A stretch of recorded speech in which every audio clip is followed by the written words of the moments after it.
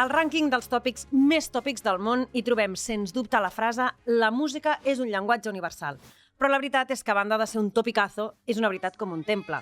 La música estimula les xarxes neuronals de l'oïda i el moviment i està arrelada al cervell humà independentment de la cultura. O el que vindria a ser el mateix, que una cançó et pot tocar l'ànima sense tenir en compte quan, ni qui, ni en quin idioma la va escriure.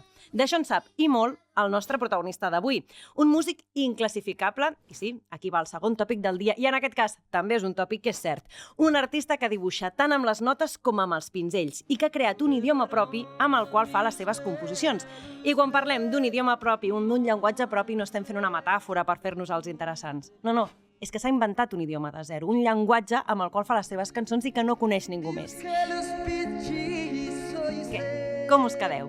Un gracienc d'arrels gallegues o un gallec de cor gracienc, avui ens visita Daniel Lumbreras.